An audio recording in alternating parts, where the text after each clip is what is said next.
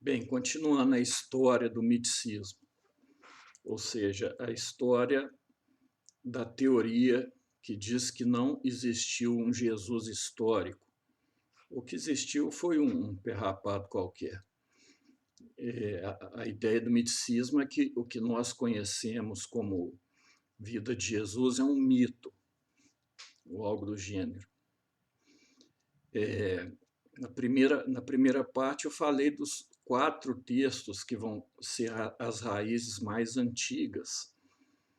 O texto do Apolônio de Tiana, a vida de Apolônio de Tiana, os hinos caldeus, os cânticos órficos e a obra de Hermes Trismegisto. Então, esses 4 textos, junto com a filosofia com a filosofia pitagórica, neoplatônica, junto também com a gnose, eu deixei a gnose um pouco de lado, mas ela é aí que se encontra a raiz mais antiga do pensamento miticista. Agora, eu disse que esses 4 textos foram escritos como uma forma de combater o cristianismo, contra o cristianismo. Eu só tenho que explicar isso um pouco melhor, que o objetivo de escrever esses textos não foi apenas de combater o cristianismo, esse objetivo nem foi o objetivo principal. Eu acho que eu exagerei um pouco no vídeo anterior, não tenho muita certeza, vou ter que ouvir o vídeo anterior para ver se eu cometi algum exagero. Se o cristianismo não existisse, esses livros seriam escritos do mesmo jeito. Só que, não tendo o cristianismo em mente, eles não se importariam com o cristianismo e com isso teriam uma outra feição. A filosofia pitagórica desses textos continuaria intacta. Só aquilo que era para cutucar o cristianismo que não apareceria. Então, os textos seriam escritos do mesmo jeito. Agora, esses textos foram escritos tendo em vista também a difusão do cristianismo, e dentro desses textos aparecem elementos que são colocados ali para responder ao cristianismo, para responder e para combater o cristianismo. Mas o motivo principal para escrever esses textos não foi o combate ao cristianismo, era uma forma de prosseguir com a tradição pitagórica, né? Com a tradição do pensamento helenístico da época. Então, a vida de Apolônio de Tiana, por exemplo, seria contada de uma outra forma, quer dizer, alguns elementos não apareceriam, mas o livro seria escrito do mesmo jeito. O livro, se não me engano, foi uma imperatriz romana que pediu para um filósofo escrever esse texto, se não me engano. Bem, então, aí, se no vídeo anterior eu exagerei, aí vocês relativizem. Não foi um texto escrito para combater o cristianismo, foi escrito para manter viva a tradição pitagórica, neoplatônica, e para a elite. Foi escrito para a elite, de certa forma, porque só a elite é que lia, né? Mas tendo em vista também o cristianismo.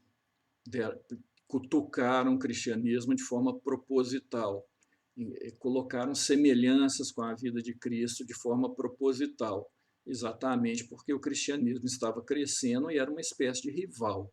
Então teve ali uma briga intelectual que, como eu já falei, eu pelo menos nunca vi ninguém incentivando a perseguir o outro a ponto de prendê-lo, matá-lo. Eu já li esses textos, nunca vi nada disso, nem em texto cristão, nem nesses textos específicos. A perseguição física os cristãos se deram por outro motivo. Bem, mas esses textos não teriam valor no mundo ocidental se não fosse o Renascimento, que é um período, e foi aí que eu terminei o vídeo passado, que é um período que surge no final por volta de 1500, né? E abrange grande parte da Europa. Alguns restringem o Renascimento só à Itália, mas, de uma forma geral, ele pega grande parte da Europa. E tem esse nome Renascimento porque é como se a cultura antiga, a cultura grega, estivesse renascendo. E foi aí, nesse período, que certas práticas que eram consideradas como práticas da sabedoria antiga foram resgatadas, como a alquimia.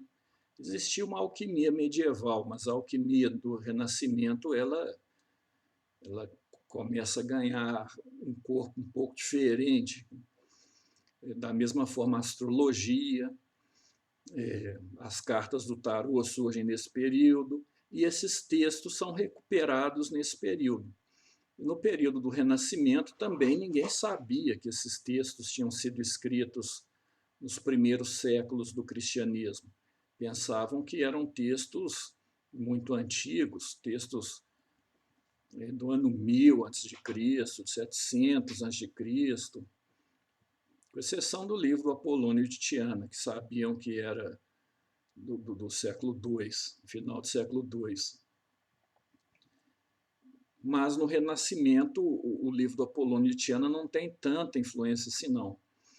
O que vai ter muita influência ali são os oráculos caldeus, de Zoroastro, os cânticos de Orfeus, ou hinos órficos, e as obras principalmente as obras do Hermes Trismegisto. É um nome difícil de pronunciar, né? Mais tarde vão se descobrir que esses textos são dos primeiros séculos do cristianismo, mas no Renascimento ainda não se sabia disso. Então isso levou aos intelectuais da época a acreditar que todas as religiões tiveram a mesma origem, tiveram uma origem em um monoteísmo. Havia uma crença em um Deus que seria uma crença um pouco panteísta, e que os antigos absorveram a sabedoria dos iniciados, que viveram no ano 1000 a.C., ou sei lá quando, e que essa sabedoria dos iniciados foi se deteriorando com os tempos, caindo depois no politeísmo e em bobagens do tipo. Inclusive, o cristianismo foi considerado uma bobagem do tipo. Seria uma decadência dessa sabedoria primordial. Então, no Renascimento existe também, em parte, uma luta, uma luta, um clima anticristão. Estão batendo no portão, vou ter que abrir, vou colocar uma pausa aqui. Então, eu estava no Renascimento.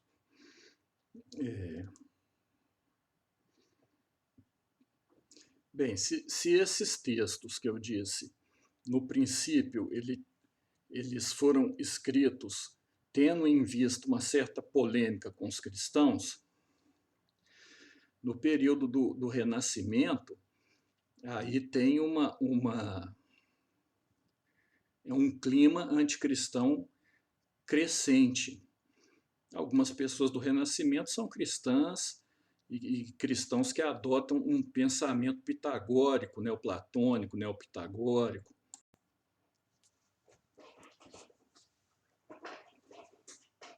Agora, existe também no Renascimento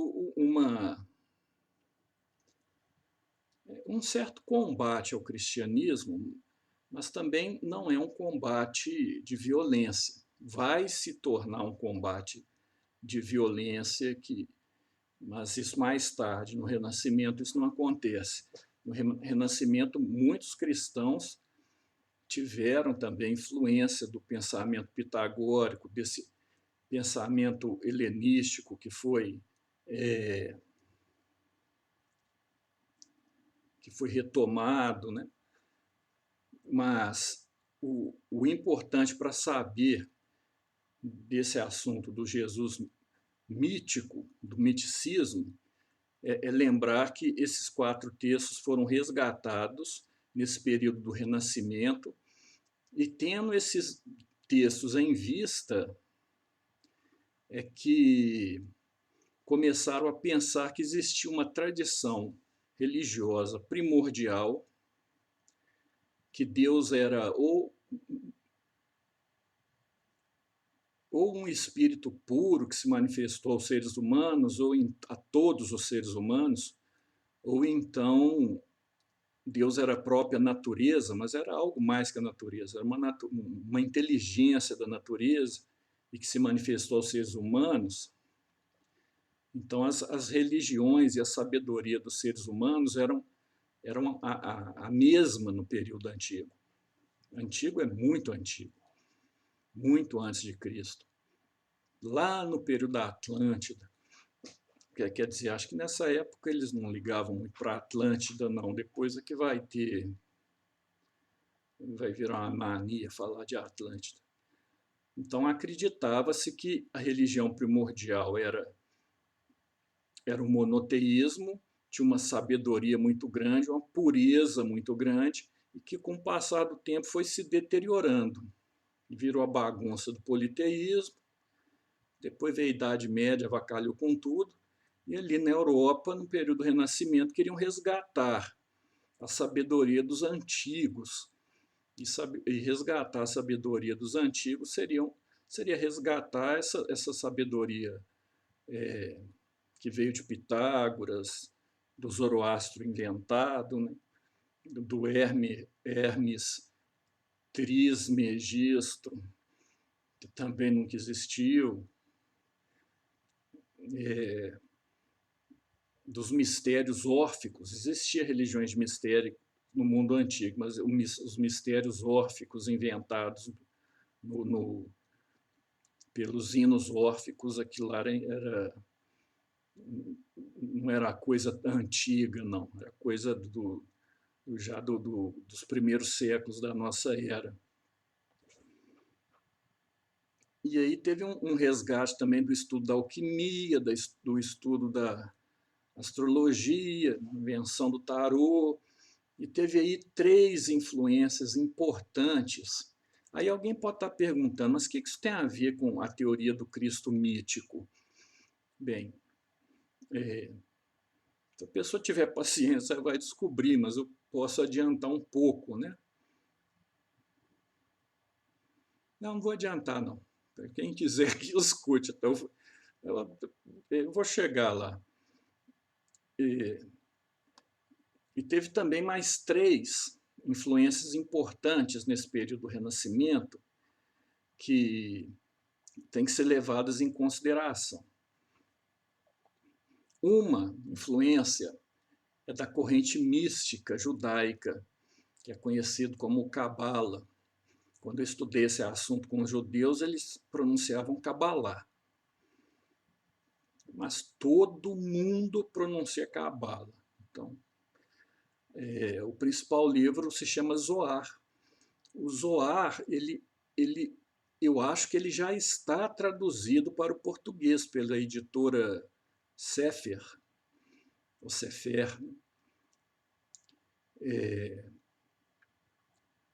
Se não estiver totalmente traduzido, eles está em tradução. Então, se alguém tiver interesse de ler o livro que deu origem ao pensamento da Cabala, o livro ou já está em português ou está prestes a sair, quem tiver interesse.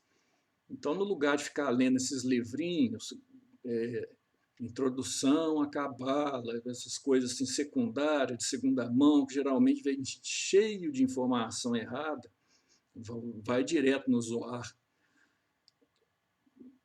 Bem, é claro que a pessoa pode achar difícil, né? Porque não difícil mesmo, não, mas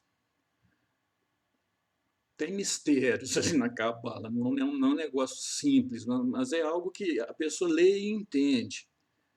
Depois, quando lê a segunda vez, entende mais ainda. Quando lê a terceira vez, entende mais ainda. Quando lê a 10ª vez, você vai ver que a primeira vez que você leu, você não entendeu nada. Você pensou que tinha entendido. É algo desse tipo. Mas é possível já começar a ler e entender alguma coisa. Zohar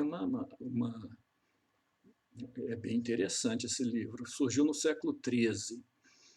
E existe um livro da editora Perspectiva, em 2 volumes, se chama, acho que se chama Mística Judaica, 2 volumes, esqueci agora o autor, que aquilo ali, se a pessoa tiver preguiça de ler Zohar, lê esses 2 livros, que ali está tudo explicado. É a melhor coisa do mundo. Se alguém quiser entender a mística judaica, é a melhor coisa do mundo, esses 2 volumes da editora Perspectiva.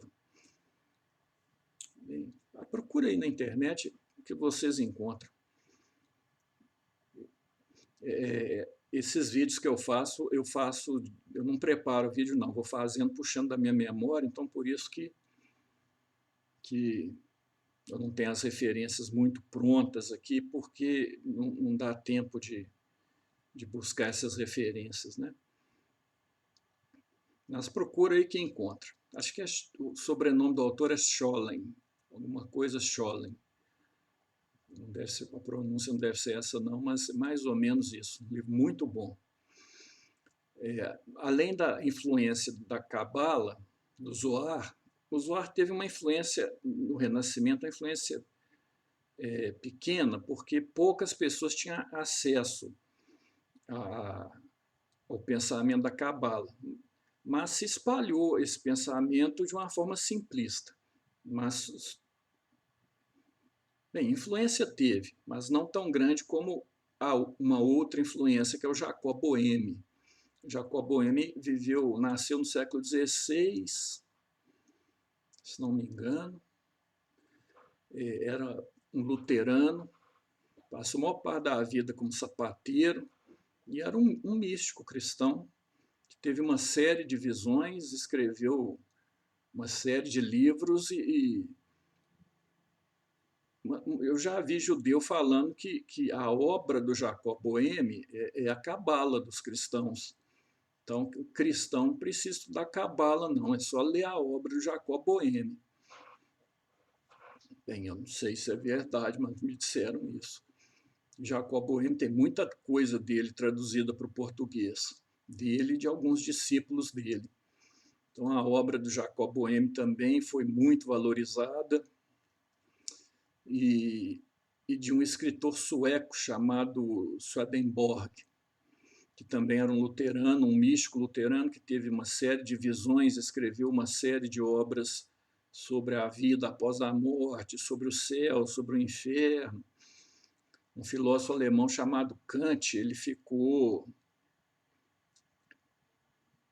bem, ele acabou criando uma polêmica com esse Swedenborg, né?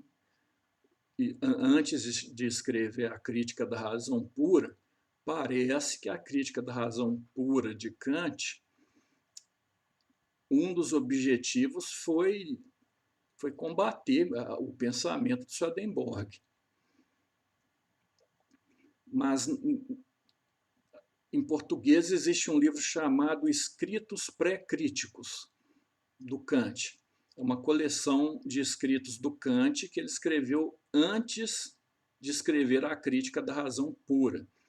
Esses textos estão reunidos em um volume em língua portuguesa, e nesse livro tem a crítica dele ao Swedenborg. É uma crítica assim, bem ácida. Mas no Renascimento também teve a influência desses 3 autores.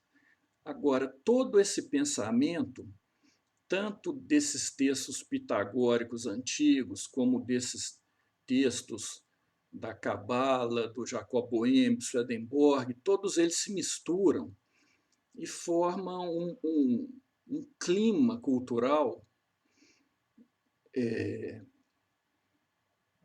bem, que às vezes valoriza, muitas vezes cristãos tentam recontar o cristianismo através desse clima cultural, mas não combina. Não combina nem com o cristianismo católico, nem com o cristianismo reformado, combina às vezes um pouco com o luteranismo. Então era algo também contra o cristianismo. Da mesma forma que os escritos antigos também eram contra o cristianismo. Mas da mesma forma que os textos antigos, o objetivo principal não era combater o cristianismo, esse era um objetivo secundário. Se não tivesse cristianismo, eles seriam escritos da mesma forma, o conteúdo seria um pouco diferente, mas aqueles ensinamentos seriam transmitidos da mesma forma. Assim também no Renascimento, os trabalhos escritos nesse período do Renascimento, como os trabalhos do Nicolau de Cusa, do Giordano Bruno, do Pico della Miranda, do Campanella, Erasmo de Roterdã, esse pessoal escreveria do mesmo jeito. Erasmo de Roterdã era católico, né? Nicolau de Cusa também, acho que todos que eu citei aqui, tem um Savonarola que acho que foi queimado pela Inquisição, Giordano Bruno também. Foram considerados heréticos, né? Mas não tanto pelos escritos, não. Quem for estudar a história vai ver que esse povo merecia ser queimado, exagero, ninguém merece ser queimado, não, mas merecia uma surra, pelo menos, que eles fizeram besteira. Depois dava uma.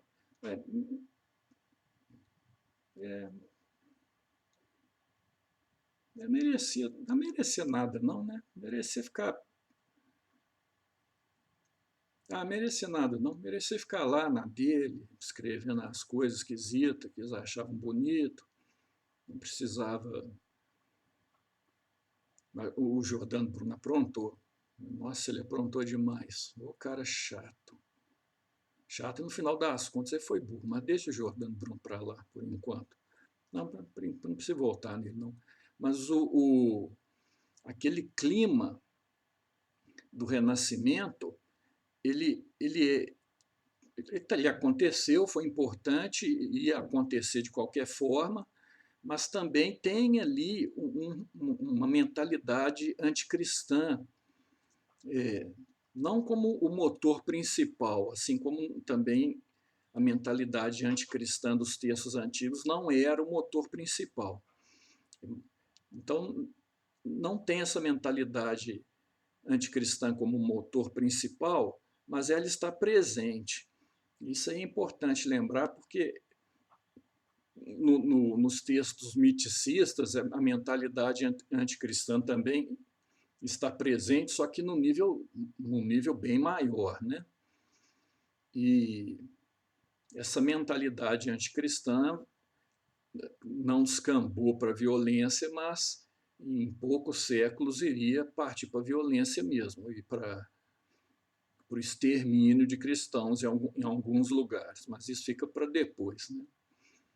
Então, esse período de renascimento, e tem um outro detalhe importante, nesse período que começa a surgir aquilo que vai ser chamado de revolução científica, que surge com Galileu e depois com Isaac Newton.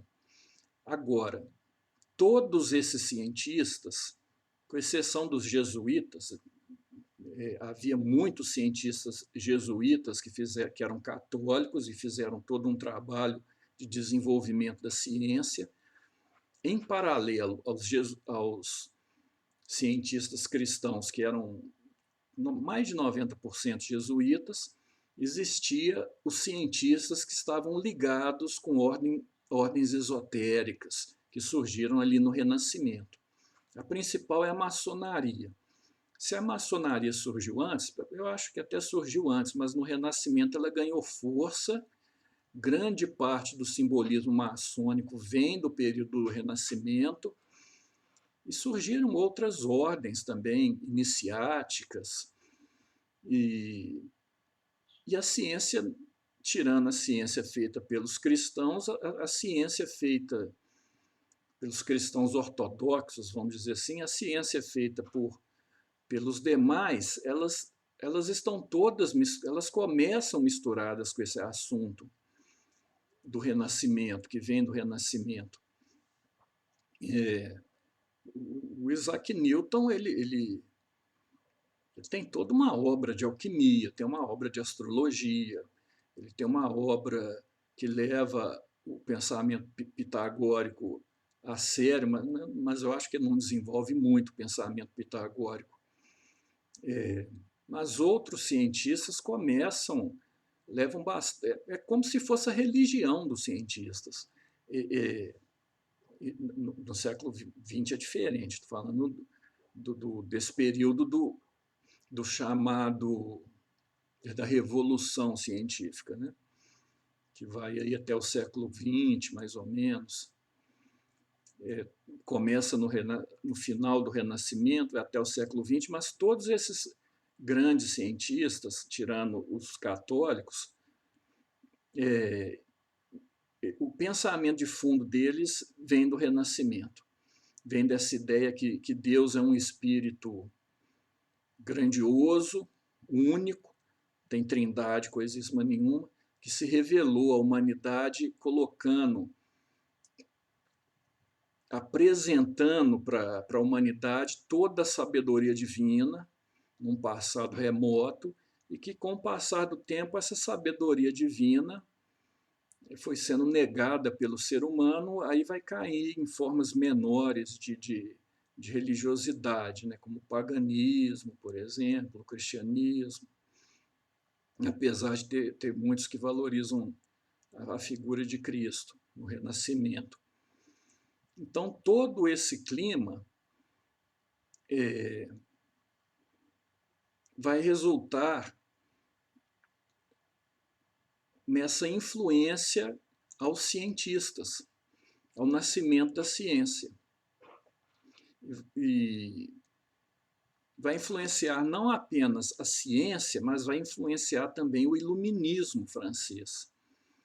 E aqui é que tem uma fase importante da história do misticismo. Então, a gente tem primeiro, a primeira fase, essa fase da origem dos textos nos primeiros séculos da era cristã, que tem como motor secundário um clima anticristão, ou de combate ao cristianismo, mas um clima decente, né, de combate decente ao cristianismo. A segunda fase, o Renascimento, em que esses textos são resgatados e outros textos que combinam com a tradição pitagórica, eles voltam à tona, e vários trabalhos são escritos tendo essa vertente de pensamento neopitagórico em mente, e existe ali um cerne anticristão, mas também é um cerne civilizado, não é um combate com violência nem nada desse tipo. Surgem essas ordens esotéricas, o chamado hermetismo, né, que vem de Hermes, o pensamento hermético, que é um pensamento pitagórico, e seria a segunda etapa dessa história, e a terceira etapa vem com o surgimento, vem com a Revolução Francesa, junto com o iluminismo. A Revolução Francesa é iluminismo, vem com o iluminismo junto com a chamada Revolução Científica, com a ideia assim, de esclarecer a humanidade, que a humanidade jaz na superstição, e os iluministas vão, através dos avanços da ciência, esclarecer a humanidade. Bem, só que, nesse caso, esclarecer a humanidade seria ensinar essas coisas para a humanidade, né? ensinar conhecimentos que vêm de pensamentos meio fantasiosos, meio filosóficos. E é engraçado porque quem defende o Jesus mítico acha que é cético. Quem defende o Jesus mítico acha que é cético e que está fazendo ciência. Não tem a menor noção de onde vêm essas ideias. Não tem nada de ceticismo naquilo ali, não tem nada de defender ciência.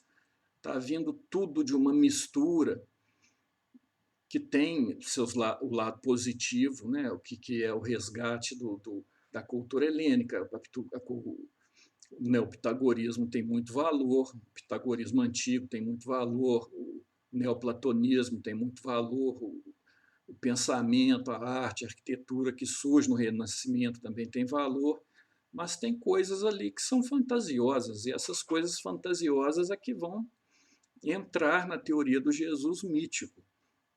E vão entrar com quem? Com dois iluministas, né? Um deles é o... Aí já entrando no iluminismo, mas no iluminismo com influência do Renascimento. Um deles é o Charles François Dupuy, que foi o primeiro ou o segundo a escrever um livro sobre o Jesus mítico. Acho que foi o primeiro a defender o Jesus mítico. São dois nomes, né? O Charles Dupuy e o... Como que chama o outro? É François de alguma coisa. Deixa eu ver se eu tenho o nome do cara aqui.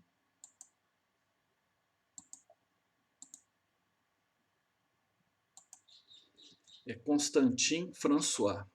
Então, Charles François Dupuy e o Constantin François. São dois franceses, fizeram parte da Revolução Francesa.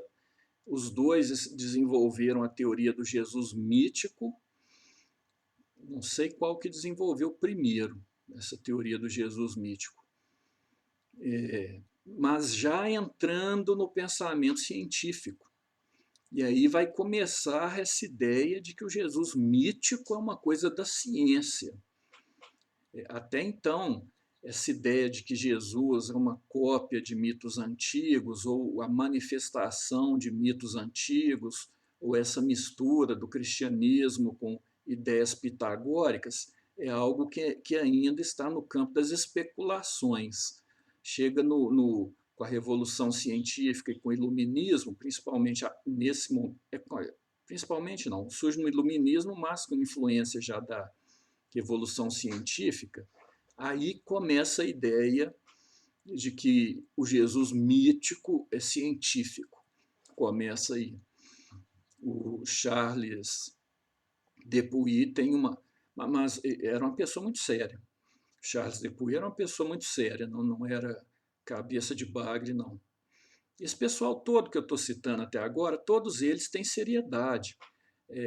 Hoje nós sabemos que possui vários erros, mas por causa de estudos mais detalhados que nós temos hoje. Na época, não. Na época, eles estavam dentro do conhecimento da época mesmo, né? Então, não tinha... Esquisito é uma pessoa defender isso nos dias de hoje. Aí é estranho, com tudo que a gente já sabe, né?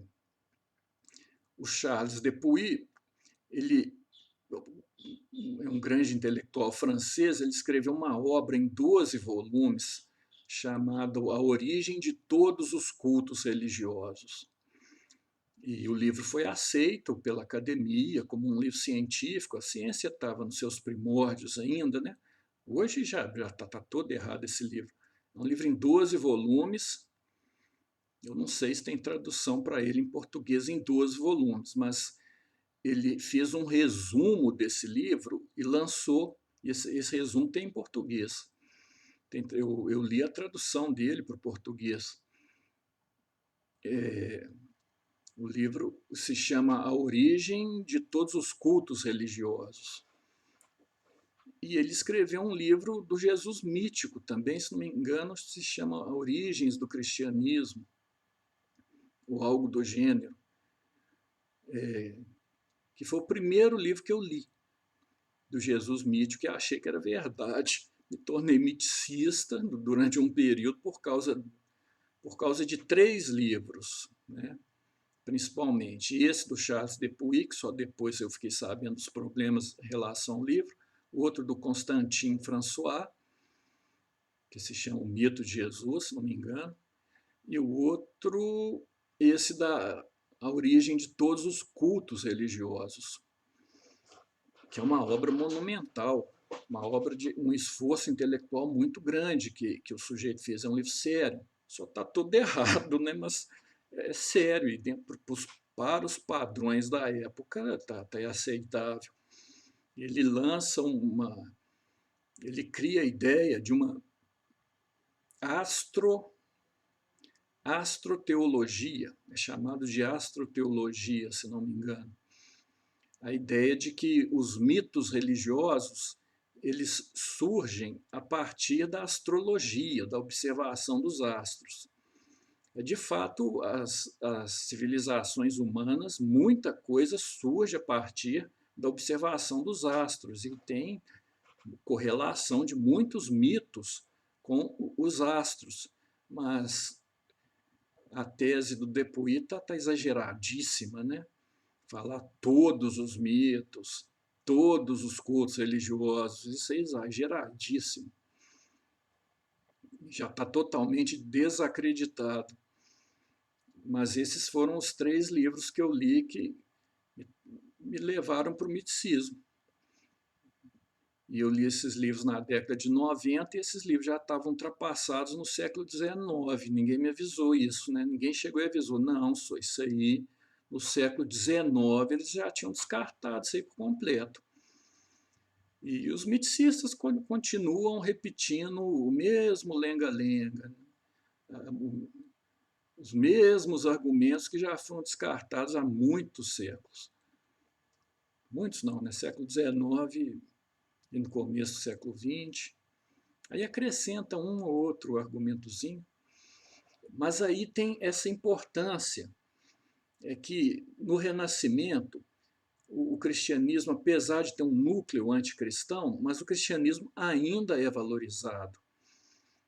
Tem esse pensamento de que esse Deus imanente, ou um Deus panteísta, um Deus espírito puro, né, que manifesta toda a sua sabedoria numa religiosidade primordial que depois entra em decadência, quando entra o método científico, aliás, não é nem o método científico, é quando entra o pensamento científico, com sua tendência a deixar a transcendência de lado, aí essa mesma ideia muda de figura. Então, no lugar de explicar o surgimento das religiões por uma revelação pura de um Deus puro no início dos tempos, começa a surgir a ideia de que a religião surge através de algum processo material, no caso, a observação dos astros. Então, o Charles Dupuy era astrólogo, né? Aí você vê como que era científico, cara, mas era uma pessoa respeitável. Ele ajudou bastante na Revolução Francesa. Depois que ele viu a quantidade de gente morta, ele ficou deprimido, sumiu da França um tempo. E a Revolução Francesa matou muito padre, matou muita freira, matou cristão, porque acreditava que aquilo era besteira, que estava deixando o povo na superstição. Então aí já dá para perceber aquele núcleo anticristão tomando forma, né? Primeiro começa com uma violência simbólica, hoje já se sabe bem disso, para depois parte para a violência física, né? Começa com uma... Eu nem sei se é violência simbólica, não. Começa com um certo anticristianismo de fundo e depois parte para a violência física. No século da Revolução Francesa, século XVIII, é um dos séculos mais violentos da história. Foi mais violento do que o século XIX, menos violento que o século XX, né? Acho que o século mais violento da história foi o século XX, em segundo lugar o século XVIII, por causa da Revolução Francesa e depois por causa das guerras napoleônicas, não exatamente apenas o século XVIII, um determinado período. Acho que pega um pedaço do século XIX também. Mas aí já entra numa terceira fase da história do miticismo. Então, a primeira, os textos inventados nos primeiros anos do cristianismo. Segundo, a Renascença, com suas ideias neoplatônicas e resgatando esses textos, acreditando que esses textos eram reais e promovendo todo um movimento de sociedades secretas e que tem também um núcleo anticristão, mas de forma decente. Depois a revolução, o iluminismo e a revolução científica, que aí inverte a situação, né? Já tenta explicar o surgimento dessas religiões, que é a ideia do Renascimento, é que todas as religiões têm a mesma origem, todas as religiões transmitem a mesma mensagem, inclusive o cristianismo. O cristianismo tem nada de mais, é uma religião como todas as outras. Daí a ideia de ser um mito, mas um mito verdadeiro, né? No caso do pensamento científico, aí já começa a virar isso do avesso. Todas as religiões são a mesma coisa, mas a mesma coisa que teve a mesma origem. Que origem que é essa? Observação dos astros, a astroteologia, que é furada. Isso aí já foi descartado, apesar das civilizações humanas de fato tem influência, sim, da observação dos astros, sem a menor sombra de dúvida. Só tem ali um mega power, exagero, no escrito do Charles Dupuy. Agora, aí tem um outro detalhe importante. Tanto o Charles Dupuy quanto o Constantin François, eles faziam parte de um grupo literário, não chegava a ser uma sociedade secreta, era um grupo revolucionário chamado Sociedade dos Amigos da Verdade.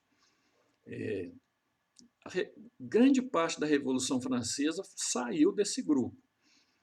E grande parte de um anticristianismo explícito também saiu desse grupo. O Charles Dupuy não era anticristão explícito, né? Acho que nem implícito. Ele não era cristão, mas não queria matar ninguém, não. Já o Constantin François, eu acho também que ele era uma pessoa mais decente. Mas tinha outros membros desse grupo que já começa a misturar esse assunto com política. E é interessante, é importante guardar esses dois detalhes. Todo esse período do Renascimento, toda essa ideia filosófica, fantasiosa do Renascimento, isso vai entrar tanto dentro da política e dentro da ciência. Dentro da política, através da Revolução Francesa e depois através dos movimentos socialistas, e dentro da ciência, através dessa ciência nascente, que era, em grande parte, supersticiosa. A parte que se salva da ciência nascente é a parte cristã. As grandes descobertas científicas foram feitas por jesuítas, principalmente. Tem exceções, como o Isaac Newton era cristão, mas de um cristianismo diferente, né? Não era um cristão ortodoxo. No século XIX é que vai, dentro da ciência, surgiu um anticristianismo ferrenho, no século XIX. Século XVII e XVIII, não.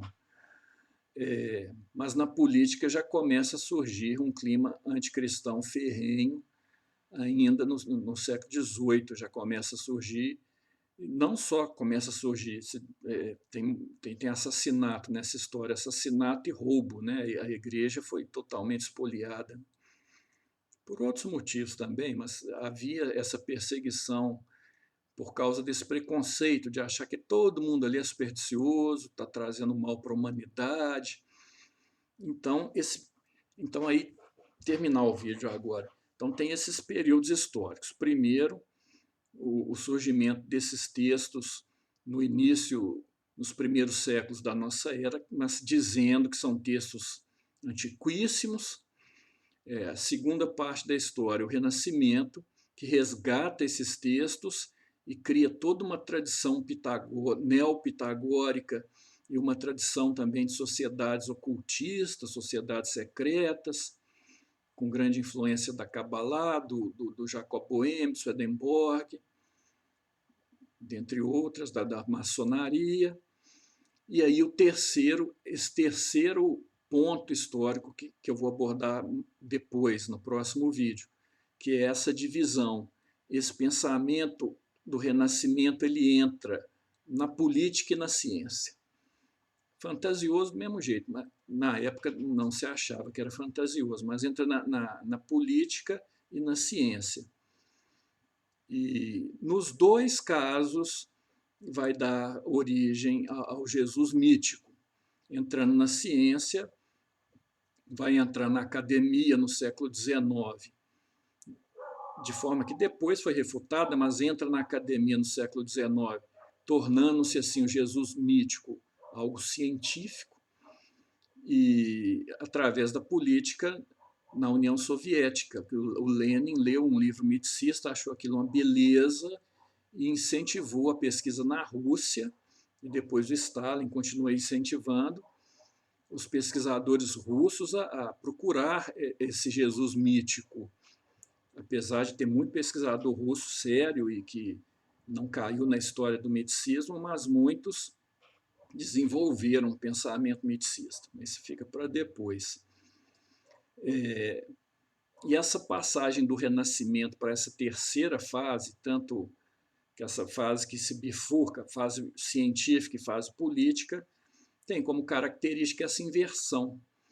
No lugar de acreditar que todas as religiões têm a mesma origem, todas elas são variações míticas de uma mesma origem que vem de Deus, se passa a acreditar que todas elas têm a mesma origem, mas que vem da observação dos astros, né, da astroteologia do Charles Dupuy. É um livro bem interessante, né? Apesar de ter errado. Um livro muito interessante. O livro dele sobre o Cristo mítico, mas se bem que o livro dele sobre o Cristo mítico foi ridicularizado no mesmo ano em que foi publicado, né? Napoleão Bonaparte tinha morrido há 6 anos e um sujeito usando as mesmas técnicas do Charles Dupuy mostrou que o Napoleão Bonaparte também nunca tinha existido, que era um mito solar. E, se não me engano, depois um outro cara escreveu um livro mostrando que ele, o autor do livro, também não existia. Que o autor do livro, ele próprio estava escrevendo o livro, também era um mito solar, usando as mesmas técnicas de investigação do Charles Dupuy. Mas o Charles Dupuy era uma pessoa séria, muito séria. Ele ajudou a fazer o calendário da Revolução Francesa. E é bom lembrar também que a Revolução Francesa desenvolveu a religião da humanidade, Augusto Comte, baseado em Augusto Comte, que era uma religião para substituir o cristianismo. E o Augusto Comte propôs isso aos jesuítas. Ele chamou os jesuítas e falou assim, em nome da ciência, vamos acabar com o cristianismo e instaurar a religião da humanidade, para tirar a superstição do mundo. Os jesuítas estão rindo da cara dele até hoje. Mas ele, e por incrível que pareça, essa religião da humanidade substituiu o cristianismo um tempo na França, né, matando cristãos, mas depois acabou. Mas eu acho que o único lugar do mundo que ainda tem essa religião da humanidade é aqui no Brasil. Tem uma igreja da religião da humanidade no Rio de Janeiro, e tem uma no Rio Grande do Sul. Se não me engano, acho que é o único lugar do mundo em que essa ideia do Auguste Comte pegou, e até hoje, né? Porque antes chegou a pegar na França também, mas isso aí fica para o próximo vídeo. O Brasil é muito engraçado, gente. O espiritismo surge nessa época também. O único lugar que o espiritismo kardecista pegou foi no Brasil.